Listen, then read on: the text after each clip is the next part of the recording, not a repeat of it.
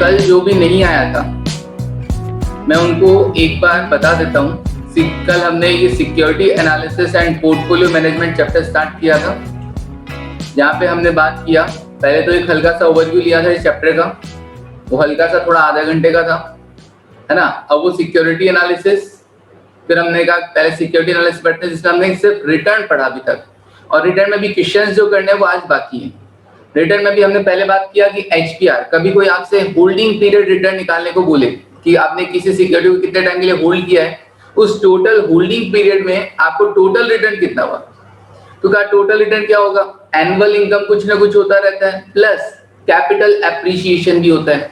तो annual income कुछ भी हो सकता है, शेयर ले रखे हैं तो डिविडेंड वगैरह हो जाएगा, बॉन्ड्स वगैरह में इन्वेस्ट कर रखा तो इंटरेस्ट रिसीव हो जाएगा, और एंड ऑफ पीरियड वैल्यू और इनिशियल वैल्यू का डिफरेंस, मतलब 100 रुपए में खरीदा और अगर एट द एंड जब आप बेच रहे हो तो उसका रेट 120 रुपए है, तो 20 रुपए आपका कैपिटल एप्रिसिएशन भी हो गया, डिवाइड बाय स्टार्टिंग में आपने पैसा कितना लगाया था, इनिशियल वैल्यू इनटू 100। फिर हमने एक और कहा कि एचपीआर का एक और फॉर्मूला ये बनता है कि अगर आपको अलग अलग टाइम पीरियड के लिए आपको रिटर्न दे रखा है, मतलब इस साल हमने इतना रिटर्न कमाया, दूसरे साल हमने इतना रिटर्न कमाया, तीसरे साल हमने इतना रिटर्न कमाया, अब बताइएगा होल्डिंग पीरियड रिटर्न कितना होगा, एचपीआर कितना होगा, ठीक है ना। तो उस केस में 1 + r × 1 + r × 1 + r × 1 + r करके -1 कर देना। मैंने कहा अगर सेम रिटर्न आप कमा रहे हो अलग अलग टाइम पीरियड के लिए, कि इस 6 महीने में भी यही कमाया, अगले 6 महीने में भी यही कमाया, फिर 6 महीने में भी आपने सेम रिटर्न कमाया, तो आप क्यों बार बार 1 + r × 1 + r × 1 + r करो, इससे अच्छा 1 + r⁻n−1 कर दो। फिर मैंने बात किया था annualise return, compound rate, annual growth rate के बारे में। मैं कहा आपने होल्डिंग पीरियड चलो 5 साल में इतना कमाया, अच्छी बात है। मैंने कहा ये सालाना कितना बैठा, सालाना कितना बैठा, ईयरली कितना बैठा, तो मैंने एचपीआर को यूज करते हुए एनुअलाइज रिटर्न का कैलकुलेशन कर दिया था, 1 + HPR⁴ 1/n - 1, सिंपल। चलिए फिर n क्या था, time period for which एचपीआर is given, जितने टाइम पीरियड के लिए आपको एचपीआर गिवन है वो है n। अब हम देखते हैं क्वेश्चंस, चलिए सॉल्व कीजिएगा ना। हाँ, जो लोग भी कल नहीं आए थे उनको मैंने एक हल्का सा ओवरव्यू दे दिया, अभी क्वेश्चंस करेंगे तो और आ जाएगा। लिखो, mister A invested ₹10,000 in shares of XYZ company.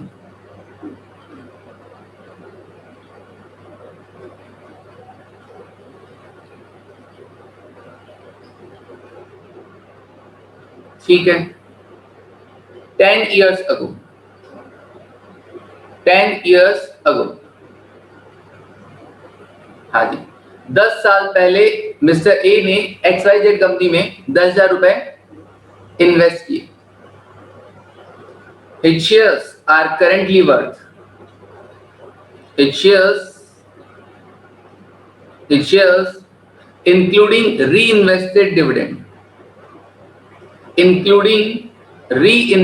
dividend, इसका मतलब क्या हुआ पता है, कि आपको जैसे ही डिविडेंड मिला आपने वापस क्या कर दिया, उसी कंपनी में सेम इन्वेस्ट कर दिया। आपको 100 रुपए मिले, आपने उस कंपनी के अगेन शेयर्स खरीद लिए, इंक्लूडिंग री इन्वेस्टेड डिविडेंड, मतलब आपके हाथ में तो डिविडेंड रहा ही नहीं ना, आपको डिविडेंड मिला और आप इन्वेस्ट करते गए। आर करेंटली वर्थ, अब ये टोटल वैल्यू कितना बन चुका है, are currently worth ₹23,800, ₹23,800। Calculate HPR, holding period return and annualised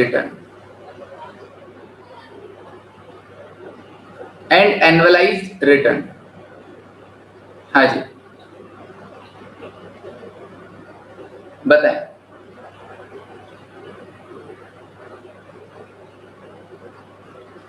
आपको एचपीआर और holding period return, annualised return बताना है।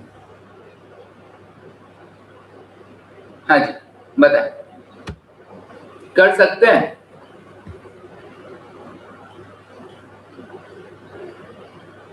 एचपीआर जो भी कल नहीं आए थे, अगर होल्डिंग पीरियड रिटर्न क्या होता है, आपने 10 साल के लिए इसको होल्ड किया तो आपने टोटल रिटर्न कितना कमाया, अब टोटल रिटर्न में ये है कि भैया हमको डिविडेंड मिले थे, लेकिन हमारे पास वो डिविडेंड हमने अपने पास नहीं रखे, वापस री इन्वेस्ट कर दी, तो इसी वजह से हमारा वैल्यू इतना बढ़ चुका है, वरना शायद हमारा वैल्यू थोड़ा कम होता। तो इसमें डिविडेंड के नाम पे कुछ नहीं लिखना, इनकम के नाम पे कुछ नहीं लिखना, बस end of period value 23,800 minus initial value 10,000 divided by initial value 10,000। बड़ा सिंपल सा क्वेश्चन था कि यार 10,000 रुपए लगा के मेरे को 23,800 मिल रहा है, तो मैंने इन 10 सालों में टोटल रिटर्न कितना पाया, 13,800 डिवाइड बाय 10,000 इंटू 100 138%। 138। शांश प्लीज आप मैसेज करें, क्योंकि आपकी आवाज बिल्कुल क्लियर नहीं आती है, कि वो रिकॉर्डिंग होता है ना, तो उसके अंदर वही आवाज चली जाती है ना।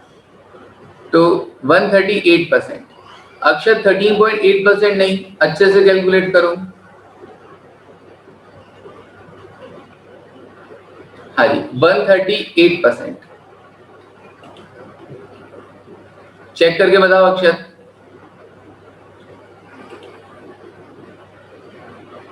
Okay Shreyansh, thank you. हाँ ओके अक्षर। नाउ एचपीआर के बाद नेक्स्ट एनुअलाइज रिटर्न। चलो एनुअलाइज रिटर्न कैलकुलेट करके बताओ तुमको। एनुअलाइज रिटर्न, एनुअलाइज रिटर्न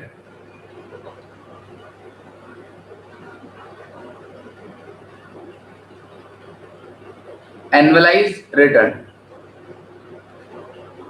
आपने 10 सालों में 10 सालों में तो 138% कमाया, ये बताओ सालाना कितना रहा ये CAGR।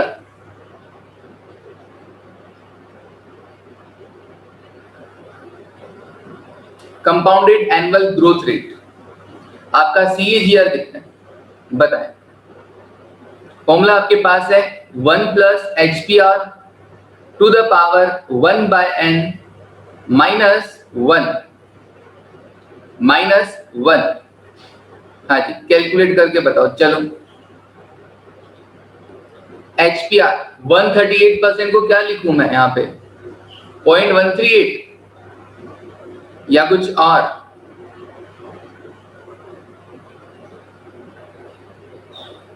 यस अतिशय, इट इज 1.38 1.38। तो 138% मतलब 130 divide by 100, it is 1.38 to the power 1 by n। 10 सालों में इतना कमाया ना, तो एक साल में कितना, 10 साल में इतना, तो एक साल में कितना। प्रतीक, ऐश्वर्य, श्याम सब लोग बोल रहे हैं 9.059%। Okay 9.058%, very good. It is 2.38 to the power 1 by 10 minus 1। हाँ किसी को ये सॉल्व करना नहीं आता हो, जो आज ही आया हो बता सकता है मुझे।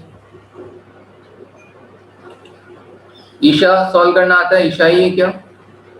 नहीं, ठीक है। हाँ जी 2.38 टू द पावर 1 बाय 10 सबको सॉल्व करना आ गया ना, देन ठीक है। ओके कितना आएगा ये? यस सर, ओके फिर तो बढ़िया है काम। 0.09058 है, 59 है, जो भी है। हाँ ओके 589 ओके ठीक है। और 9.0589%। आप 9.06 कर दो तो भी चलेगा, 9.06% करोगे तो भी चलेगा, उससे कोई फर्क नहीं पड़ेगा। चलिए सर ये तो हो गया, बहुत इजी था ये तो। चलो एक और करो फिर। हाँ स्टार्ट इजी से ही रहो तो अच्छा रहता है। लिखो इन्वेस्टमेंट अमाउंट 5,000। किसी को दिक्कत हो तो हैंड टू हैंड बोल देना। इन्वेस्टमेंट अमाउंट 5,000, 5,000 रुपए लगाए हमने। फिर क्या हुआ? Dividend received in 5 years। Dividend received in 5 years कितना कितना मिला? ₹20, ₹10, ₹25, ₹25, ₹20। हाँ जी, 5 सालों में ये आपको डिविडेंड मिले respectively. Investment realise after 5 year, investment realise after 5 years.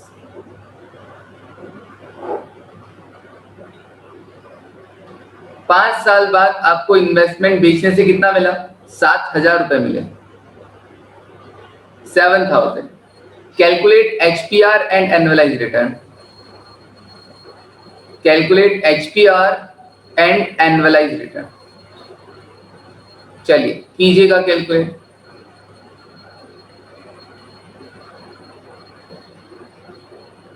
Calculate HPR and annualise return. हाँ जी,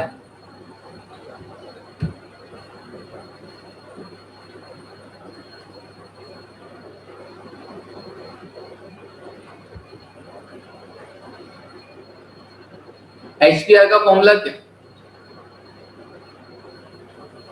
sir income plus end of period value minus, okay Shreyansh, minus initial value divide by initial value into 100, yes 42%। Shreyansh हाँ जी, तो income के नाम पे कितना? Income के नाम पे sir 20 plus 10 plus 25 plus 25 plus 20, these are income annual return. Plus annual return के साथ साथ क्या मिला? Price appreciation, capital appreciation. हमारी कैपिटल 7,000 हो गई, लगाई तो हमने सिर्फ 5,000 ही थी, divided by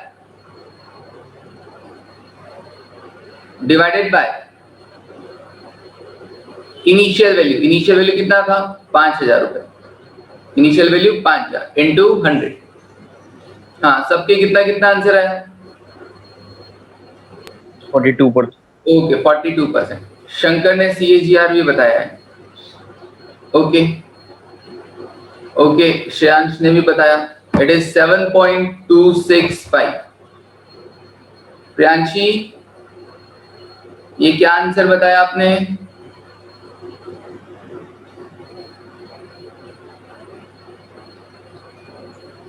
annualised return.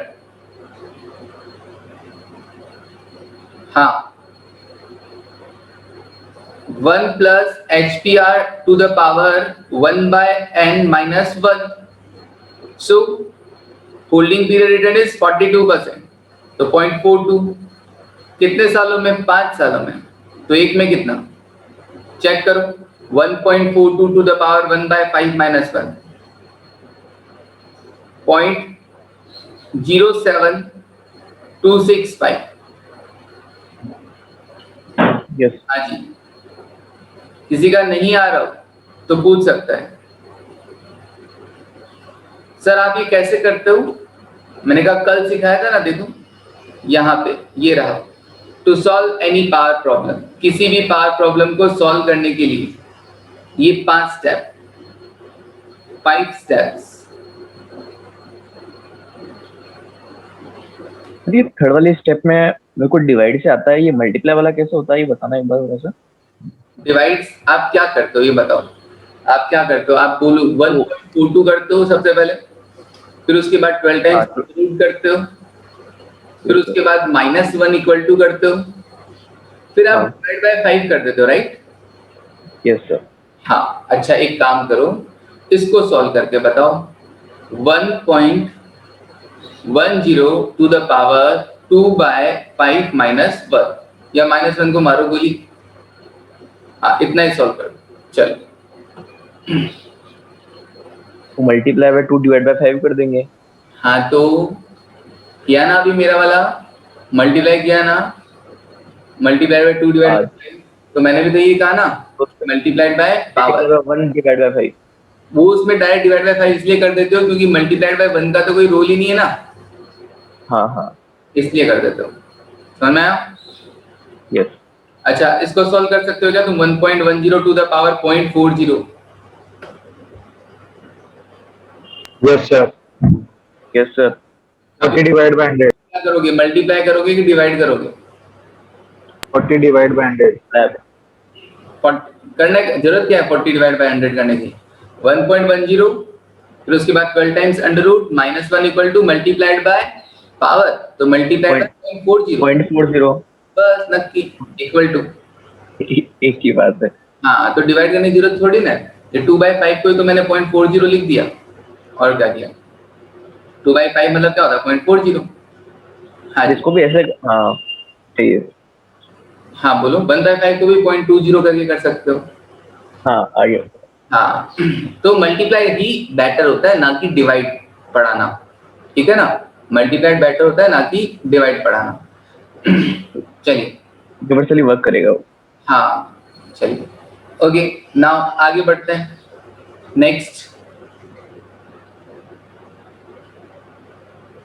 Next example, if a shareholder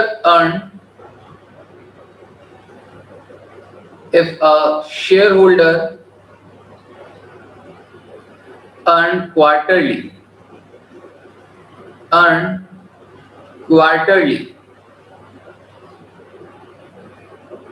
5%, then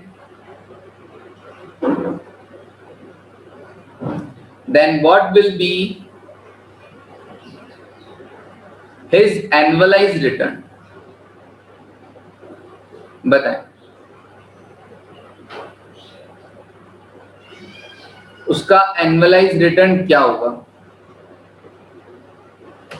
What will be his annualized return?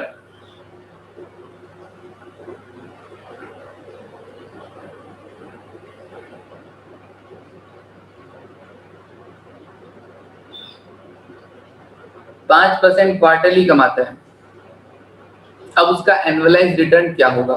तो तुम लोग सोच रहे होंगे 1 + HPR to the power 1/n कर दें।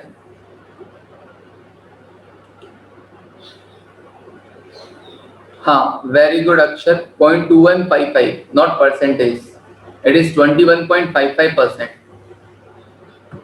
हाँ जी, 21.55%। देखो सर, हमारे को ना एनुअलाइज रिटर्न का फॉर्मूला क्या सिखा रखा है? हमको एनुअलाइज रिटर्न का फॉर्मूला सिखा रखा है 1 + HPR to the power 1/n -1। तो अगर मैं इसकी बात करूं तो होल्डिंग पीरियड रिटर्न कितना? क्वार्टरली अगर आप होल्ड करते हो 5% कमाते हो, 0.05। क्वार्टरली मतलब कितना साल? क्वार्टरली मतलब साल में सर 4 क्वार्टर होते हैं, बोले तो 0.25 ईयर ही हुआ कि नहीं हुआ? क्वार्टर मतलब क्या हुआ? 0.25 ईयर। हाँ जी, क्वार्टर मतलब क्या हुआ? 0.25 ईयर -1, तो 1.05 टू द पावर 4 -1, यही बैठा।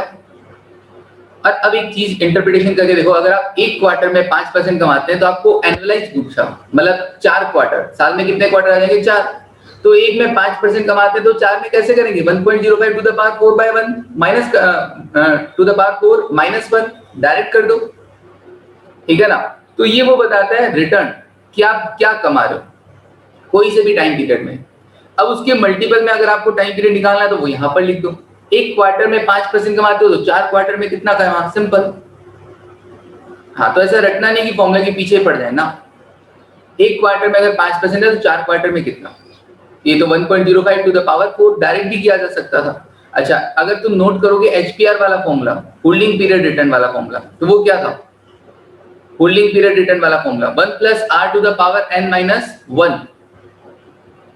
अब होल्डिंग पीरियड की आपका 1 साल है, तो एनुअलाइज रिटर्न और HPR का आंसर सेम आ जाएगा ना। वापस रिपीट कर रहा हूं, जब आपका होल्डिंग पीरियड अगर 1 साल हो तो आपका एनुअलाइज रिटर्न और HPR तो सेम आएगा ना।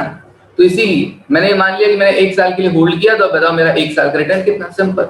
इसीलिए मेरा HPR और एनुअलाइज रिटर्न सेम आ जाएगा। हाँ, 1 + R टू द पावर 1, हाँ, डिवाइड बाय n - 1, हाँ कर लो।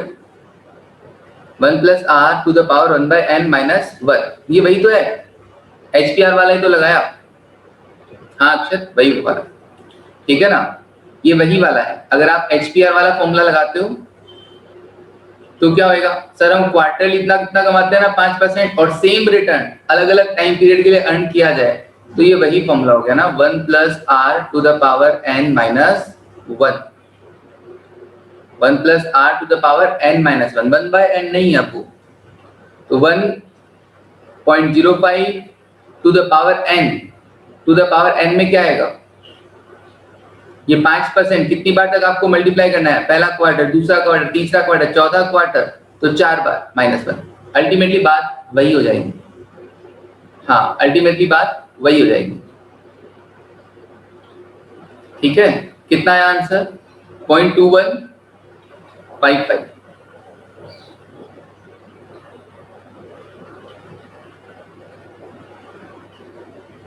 और 21.55% नक्की।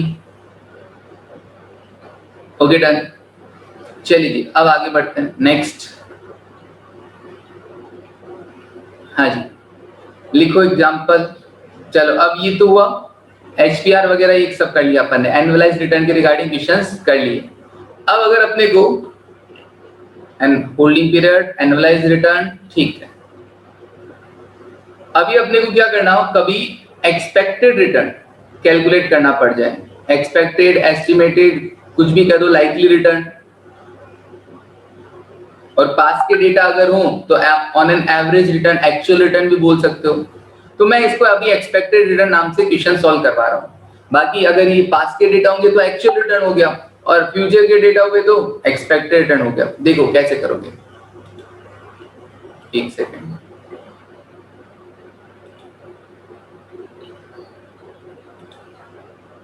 हाँ जी, नाउ एक्सपेक्टेड रिटर्न लिखो example.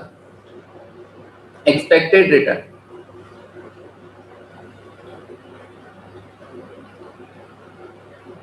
when probability is given,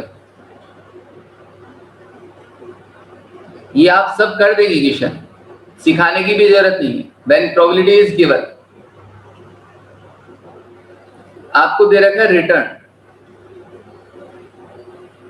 return from X security,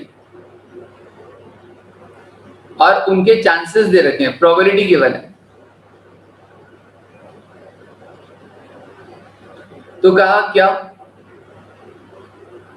10% होने का चांसेस, प्रोबेबिलिटी 10%। अगर आप पॉइंट्स में ना लिखा हो, यहां पे अगर ऐसा दिखाओ कि 10%, ये लो चांसेस होने का 0.10 प्रोबेबिलिटी, 12% होने का चांसेस 15% प्रोबेबिलिटी, 13% होने का चांसेस 50% प्रोबेबिलिटी 0.50, 15% होने का चांसेस 20% का प्रोबेबिलिटी, 18% होने का चांसेस 5% का प्रोबेबिलिटी 0.05। तुमको पता है ना, total of probability is always 1। जो लोग इसी चैप्टर से देखना स्टार्ट किए, हाँ, total of probability is always 1। अब बताइएगा कैलकुलेट एक्सपेक्टेड रिटर्न, तुमको क्या लग रहा है, calculate expected return.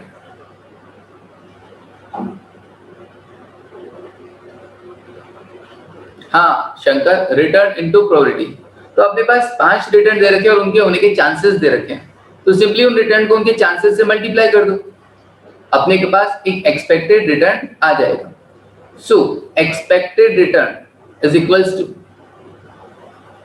12.3। Okay Priyanshi, 12.3 या 13.2, शायद लिखने में उधर हो गया प्रियांशी।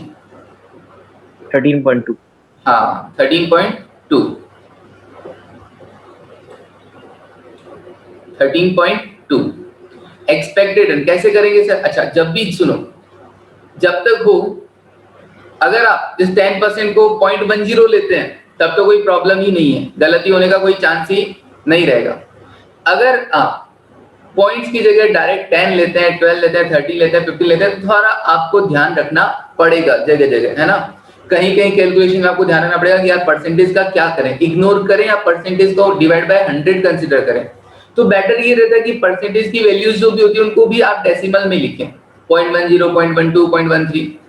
कैलकुलेशन बढ़ता है तो कैलकुलेटर जाने, अपने को क्या हेडेक है, ठीक है ना, हमारे पास तो कैलकुलेटर है, तो अपने को कोई हेडेक नहीं होता उसके अंदर। फिर भी अगर आप चाहें, आगे जाके मैं आपको छूट दे दूंगा कि यार रिटर्न और उससे रिलेटेड जैसे स्टैंडर्ड डेविएशन वगैरह है, उसके लिए आप चाहें तो 0.10, 0.12, 0.13, 0.15, 0.18 ना लेकर डायरेक्ट 10, 12, 13, 15, 18 ले लेंगे तो भी काम हो जाएगा, ठीक है ना। लेकिन कहीं कहीं अपने को क्या करना चाहिए, पॉइंट्स के अकॉर्डिंग ही ज्यादा बेटर रिजल्ट मिलते हैं, ज्यादा बेटर रिजल्ट मिलते हैं। तो अभी मैं पॉइंट्स के अकॉर्डिंग ही सॉल्व कर रहा हूँ।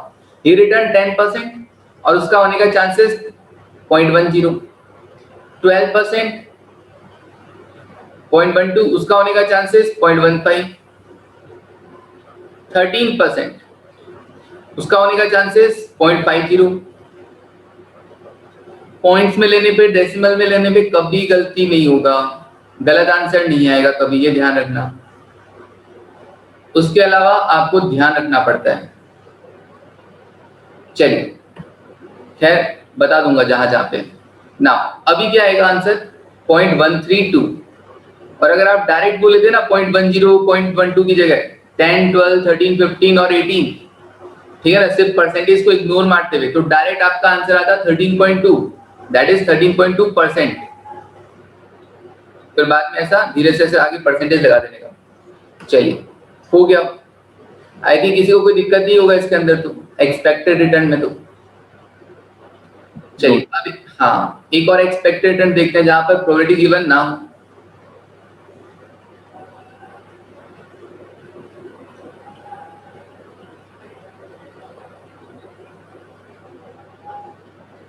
अगर प्रोबेबिलिटी गिवन ना हो तो क्या करोगे, रिटर्न फ्रॉम एक्स सिक्योरिटी। सिर्फ ऐसा दे रखा है कि 10%, 12%, 13%, 15%, 18%। अब पॉइंट्स में दे रखा है, इसका मतलब परसेंटेज आगे नहीं लिखा है, हम समझ जाओ अपने आप ये कितना परसेंट है, 10%, 12%, 13% एक्सेट्रा। हाँ प्रियांशी, इस बार हम प्रोबेबिलिटी क्या दे देंगे, इक्वल दे देंगे। हम ये मान लेंगे इक्वल प्रोबेबिलिटी है। Calculate expected return. Calculate expected return.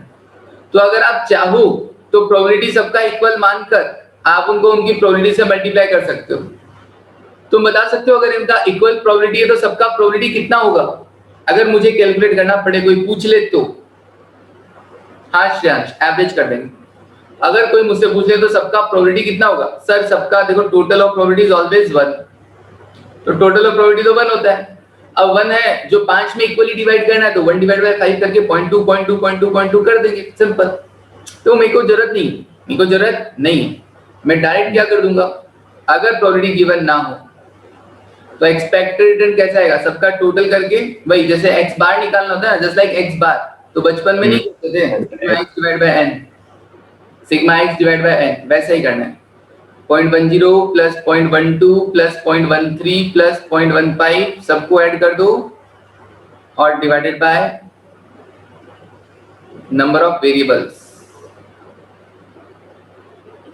5, divide by 5 कर दिया अपने आप, सब डिवाइड मल्टीप्लाई बाय 0.20 हो चुके हैं। हाँ कितना आंसर आया,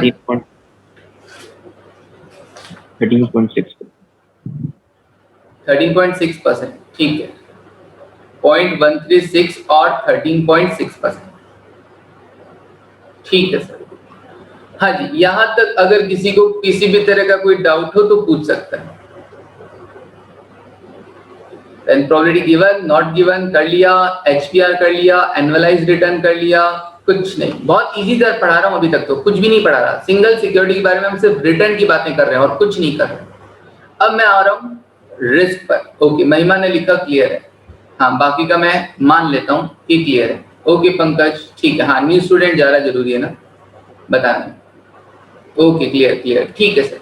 हाँ चलिए, धीरे धीरे बढ़ता जाएगा लेवल, धीरे धीरे लेवल बढ़ता जाएगा। नाउ रिटर्न के बाद risk of security, risk of security किसी सिक्योरिटी की रिस्क को कैसे जज किया जाए, किसी सिक्योरिटी में कितना रिस्क है, कौन सी सिक्योरिटी ज्यादा रिस्की है, कैसे देखा जाए। रिस्क का डायरेक्ट रिलेशन हमारे होता है स्टैंडर्ड डिवीजन से ना, स्टैंडर्ड डिवीजन। और स्टैंडर्ड डिवीजन जिसने कैपिटल बस्टिंग पढ़ रखा है स्टडी नोट 2 उसको तो आता है, और जिसने नहीं पढ़ रखा उसको भी सिखाएंगे। तो लिखो रिस्क ऑफ सिक्योरिटी में it is defined as the variation. अच्छा तुमको क्या लगता है रिस्क क्या होता है? सर रिस्क ये है कि हमने जो सोचा था हमारा रेट उससे क्या हो जाए, एक्सपेक्टेड रिटर्न से इधर उधर हो जाए। हमने सोचा था सर हम ना 15% कमाएंगे, बट एक्चुअली 15% की बजाय हमने सिर्फ 13% कमाया, तो 2% क्या था, ये रिस्क ही है ना। 2% क्या है, रिस्क ही तो है कि 2% अगर कम हो गया तो दिस इज रिस्क। और हालांकि हम लोग क्या करेंगे, यहाँ पर रिस्क का मतलब दो बोथ साइड होता है। 15 का अगर 13 हो जाए तो भी रिस्क बोल देते हैं, 15 का 17 हो जाए तो भी रिस्क बोल दिया जाता है, ठीक है ना। हाँ ये तो स्टैंडर्ड डेविएशन यही बताएगा 2% किधर या 2% किधर मूव कर सकता है, स्टैंडर्ड डेविएशन ही बताता है।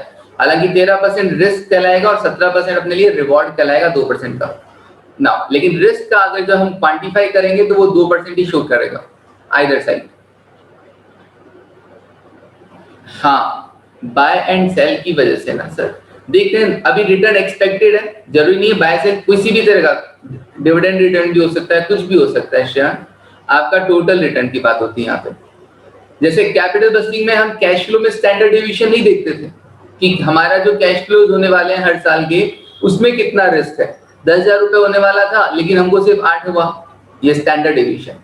ऐसे ही पोर्टफोलियो चैप्टर में हम क्या देखते हैं, रिटर्न के बारे में, रिटर्न के बारे में रिस्क देखते हैं कि यार हमने जो एक्सपेक्टेड सोचा था रिटर्न, अभी देखो लास्ट इलस्ट्रेशन में हमने एक्सपेक्टेशन रखा था, उस एक्सपेक्टेशन से कितना डेविएट कर सकता है, कितना वेरी कर सकता है, that is risk. So it is defined as the variation. It is defined as the variation in expected return.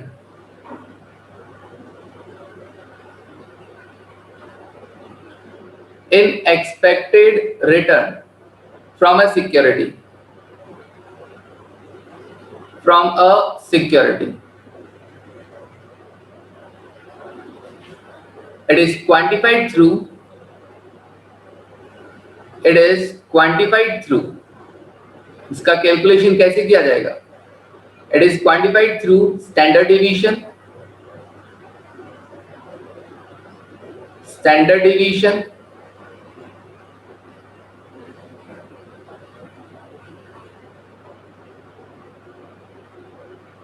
और coefficient of variation, coefficient of variation,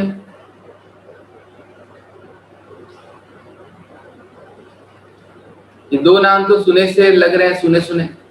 और बीटा नाम तो ये भी सुना हुआ है, और beta standard deviation, coefficient of variation और बीटा, किसी के थ्रू भी आप रिस्क को डिटरमाइन कर सकते हैं।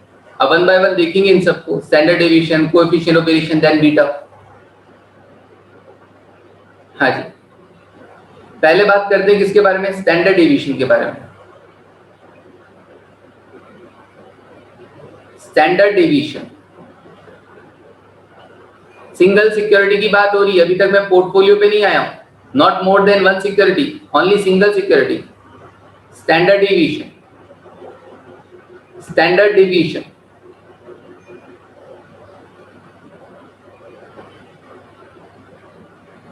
it is defined as the deviation from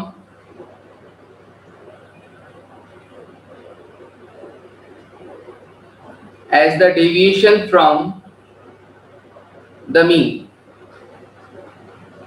as the deviation from the mean, it is defined as the deviation from the mean, कि आपका जो एक्सपेक्टेड रिटर्न आपने जो सोचा था उससे इधर उधर कितना हो सकता है, स्टैंडर्ड डेविएशन कि यार इतना तो इधर उधर हो सकता है। हम मानते हैं कि 15% हमने एक्सपेक्टेड सोचा था, बट 2% या तो कम हो सकता है, 2% ज्यादा भी हो सकता है। वो 2% क्या है, दैट इज स्टैंडर्ड डेविएशन।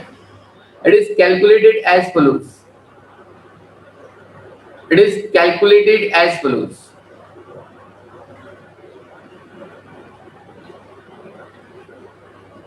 कैसे कैलकुलेट करेंगे? स्टैंडर्ड डेविएशन का formula, standard deviation is equals to under root sigma x minus x bar का होल स्क्वायर इनटू प्रोबेबिलिटी, या फिर एक बार डिवाइडेड बाय n कर लीजिए। When probability is not given, ये लिख दीजिएगा, when probability is not given. अगर प्रोबेबिलिटी गिवन नहीं हो तो ये फॉर्मूला यूज कर लेना। और दूसरा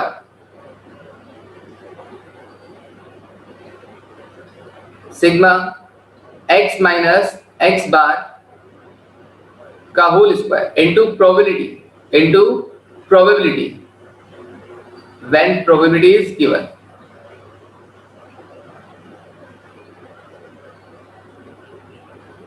ओके, तो प्रोबेबिलिटी गिवन हो तो मल्टीप्लाई बाय प्रोबेबिलिटी कर देंगे, ना गिवन हो तो डिवाइड बाय n कर देंगे, सिंपल। देखते हैं, करते हैं एग्जांपल। हाँ जी, एग्जांपल लिखिएगा। From the following information calculate standard deviation. Calculate standard deviation.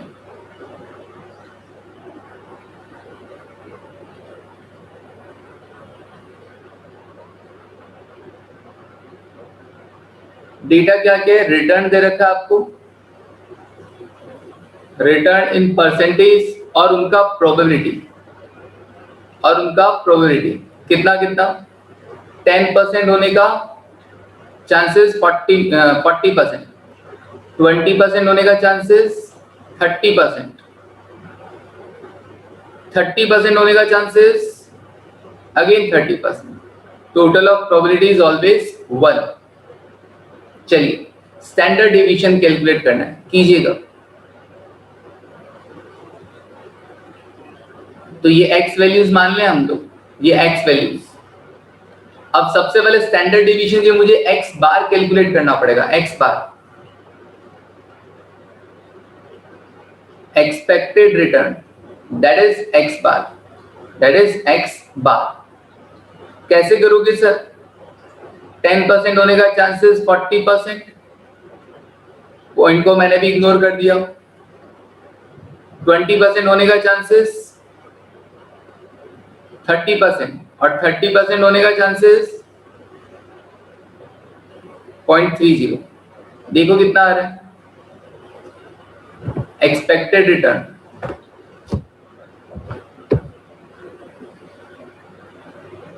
हाँ जी, एक्सपेक्टेड रिटर्न 10, 20 और 30।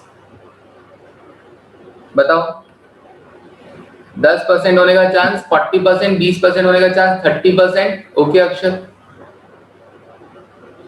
इट इज 90 आंसर है। आप और डायरेक्ट क्या लगा दीजिए? परसेंटेज, क्योंकि आपने कैलकुलेशन के लिए रिटर्न जो लिए हैं वो रिटर्न डेसिमल में नहीं लिए। 19.132 मेरे ख्याल से तो 19% एग्जैक्ट आएगा, या 19.132 आ रहा है। 90% एग्जैक्ट ना? हाँ, चेक करो एग्जैक्ट आ रहा है तो। बाकी हाँ, जिसका नहीं आ रहा 10.40। आप लोगों को कैलकुलेटर चलाना आता है ना? हाँ, 10 into 0.40 इक्वल्स टू, हाँ निखिल ठीक है, एग्जैक्ट है। Okay, 20 into 0.30 equals to 30 into 0.30 equals to and grand total. Simple. GT का बटन हो तो बहुत ही अच्छा है तुम्हारे, जीडी का बटन ना हो तो m प्लस यूज कर सकते हैं। 10 into 0.40 m plus, 20 into 0.3 m plus, 30 into 0.3 m plus, then MRC। ठीक है, हाँ 19%। ओके, अब बताइएगा स्टैंडर्ड डेविएशन हो गया। ठीक है, अब बताइएगा स्टैंडर्ड डेविएशन फॉर्मूला कौन सा लगेगा सर? प्रोबेबिलिटी गिवन है तो सिग्मा x माइनस एक्स बार, डेविएशन देख रहे हैं ना, तो x का x बार से, एक्सपेक्टेड रिटर्न से हम डेविएशन देख रहे हैं हर एक फैक्टर का, तो x minus x bar whole square into probability, और उनका भी प्रोबेबिलिटी कितना आ रहा है 6.312, 6.312 या 8.312, 6.312 या 8.312।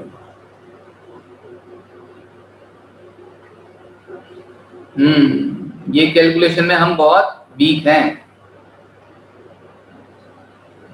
कोई बात नहीं, धीरे धीरे आ जाएगा।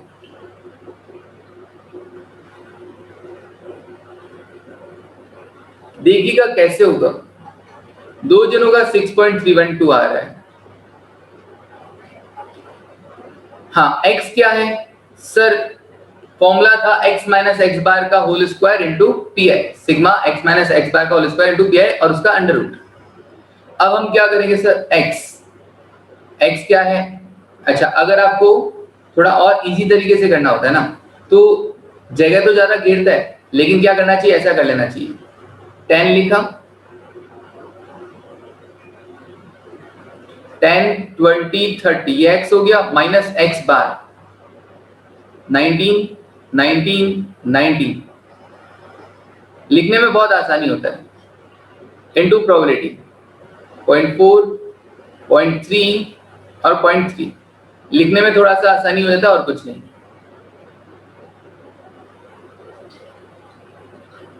हाँ जी, 10 20 30 मैंने x ले लिया, ओके, अंडर रूट नहीं कर रहे हैं, जो भी 14% आंसर दे रहे हैं ना, 14 जो आंसर दे रहे हैं वो शायद अंडर रूट नहीं कर रहे हैं, कुछ और आंसर आ रहा है उनके। हाँ जी, अंडर रूट तो नहीं, उनके अलग ही आंसर आ रहा है। कैसे करेंगे सर, कैलकुलेटर से, देखो बताता हूँ, अपने कैलकुलेटर पे लिखो 10, फिर माइनस करो, मेरे साथ साथ चलो, प्रियांशी शंकर जो भी, जिसने भी जैसा भी किया है, किसी का भी आंसर, चाहे शंकर हो, प्रियांशी हो, चाहे प्रतीक हो, एक बार सब लोग साथ में चलो, 10 माइनस 90, ओके 8.3 आया, ठीक है, 10 माइनस 90, अब मुझे इसका स्क्वायर करना है, तो कैलकुलेटर क्या कहते हैं, इनटू इक्वल्स टू कर दो, अपने आप स्क्वायर हो जाएगा, फिर इनटू 0.40 इनटू 0.40 m प्लस, अभी इक्वल टू मत करना, अभी जीटी वाला काम नहीं करेगा, m प्लस, फिर उसके बाद 20 minus 19 into equals two into 0.30 m plus, फिर उसके बाद 30 minus 19 into equals two into 0.30 m plus, और देन MRC कर दो, MRC करने से इन सबका टोटल आ जाएगा, प्लस का निशान है ना इनके बीच में, प्लस का साइन है, और उसके बाद आप अंडर रूट का बटन प्रेस कर दीजिए,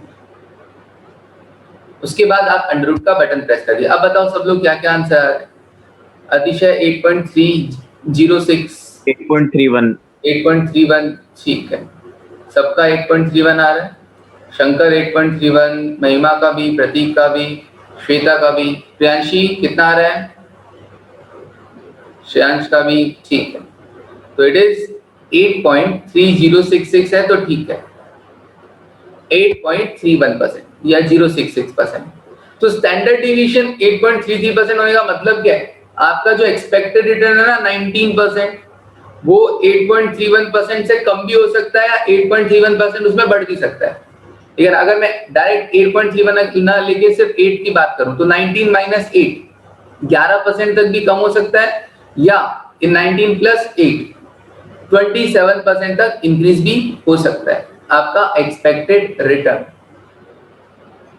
ठीक है। अच्छा, एक लाइन और लिख लेंगे, हाँ ऊपर नहीं लिखा, higher the standard division higher the risk, higher the standard division higher the risk.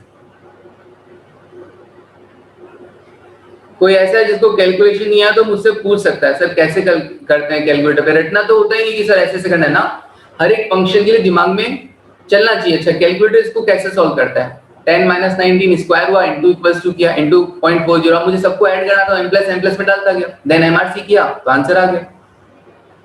Higher the standard division, higher the standard division, एक लाइन रह गया था बस, हायर द रिस्क, जितना ज्यादा डेविएशन होने का चांस रहेगा उतना ज्यादा रिस्क रहेगा।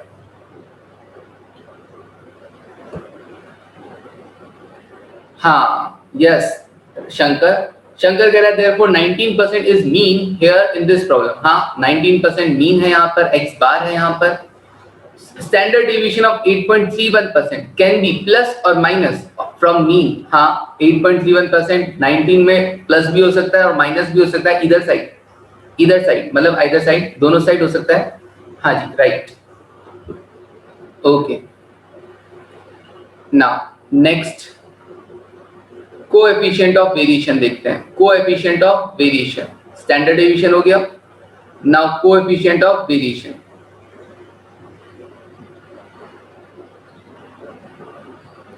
Coefficient of variation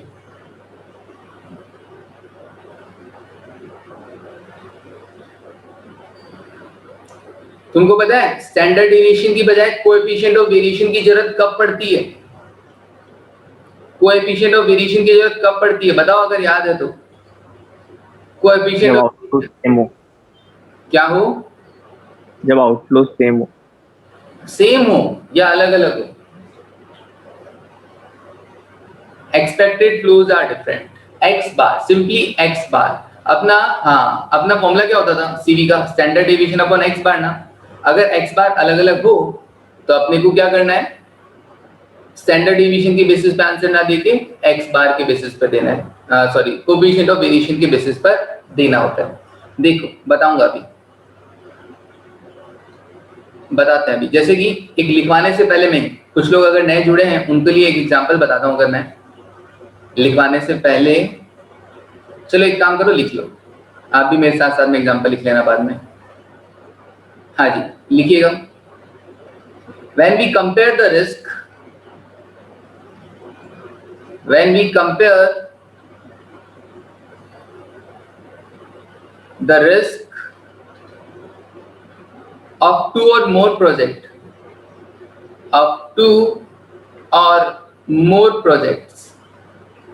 or security, ठीक है, and expected return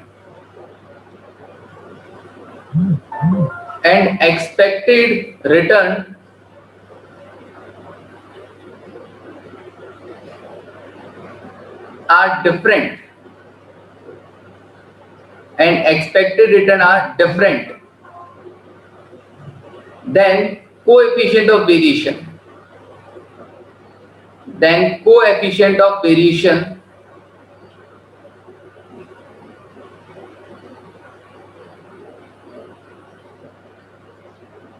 is better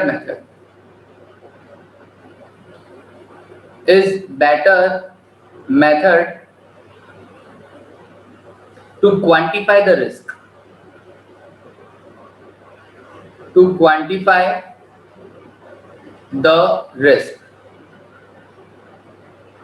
risk को क्वांटिफाई करने के लिए बेटर मेथड होगा सीवी, कोएफिशिएंट ऑफ वेरिएशन। कब? जब x बार अलग अलग हो तब।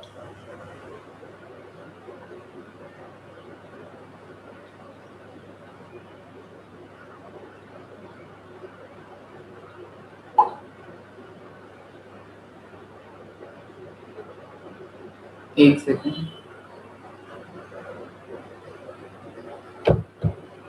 हाँ जी ना। अब देखो फॉर्मूला लिखो, coefficient of variation is equals to, पूरा लिख लेना आप तो, standard deviation upon x bar.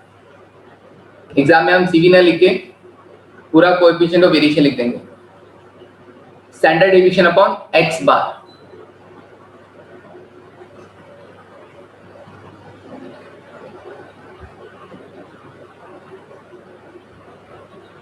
Now आगे देखिएगा, हायर द, अच्छा यहां पे क्या होगा? Higher the CV, higher the risk. यहां पर भी same, higher the CV, higher the risk.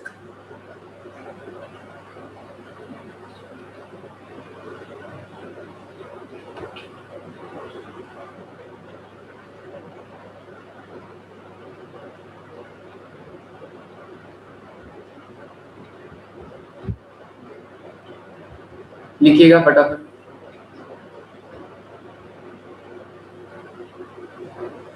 Higher the CV, higher the risk, नक्की।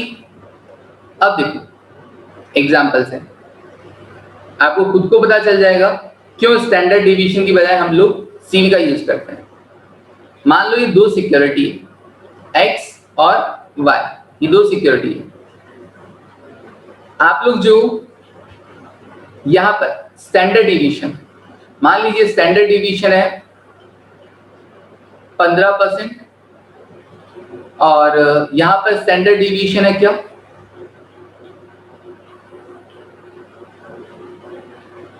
यहां पर भी 15%। X bar expected return from x security, ये है मान लीजिए 60% और यहां पर एक्सपेक्टेड रिटर्न है 75%। आप बताएं, आप कौन सी सिक्योरिटी में इन्वेस्ट करना चाहेंगे? आप कौन सी सिक्योरिटी में इन्वेस्ट करना चाहेंगे? आप कौन सी सिक्योरिटी में इन्वेस्ट करना चाहेंगे? स्टैंडर्ड डिवीजन की अगर मैं बात करूं तो सेम लेवल ऑफ रिस्क हो गया, राइट? स्टैंडर्ड डिवीजन की अगर मैं बात करूं तो सेम लेवल ऑफ रिस्क हो गया, सेम लेवल ऑफ रिस्क। तो अब क्या करें? सेम लेवल ऑफ रिस्क पे क्या देखना चाहिए? कौन रिटर्न हाई दे रहा है, कौन रिटर्न हाई दे रहा है, राइट? यही तो पर्पस होता है अपना। सेम लेवल ऑफ रिस्क पे कौन अपने को रिटर्न हाई दे रहा है, यही तो देखना चाहिए अपने को।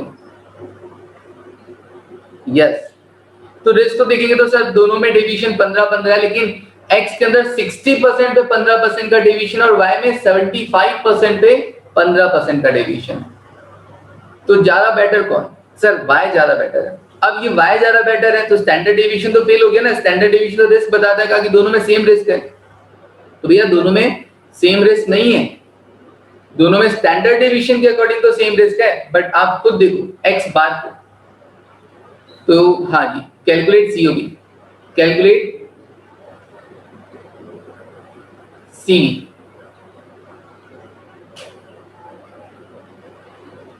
Which security is more risky?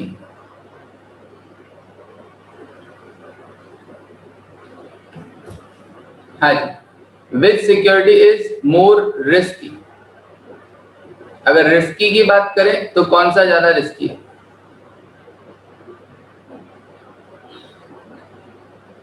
तो आप देखेंगे स्टैंडर्ड डिवीजन के अकॉर्डिंग तो सेम है, बट सीवी देखो दोनों का coefficient of variation, that is standard division upon x bar, that is standard division x risky है। Okay, standard division upon x bar, standard division 15%, x bar 60%, यहाँ पे 15 और 75, ये तो कितना आएगा 0.25 और ये कितना आएगा 0.20।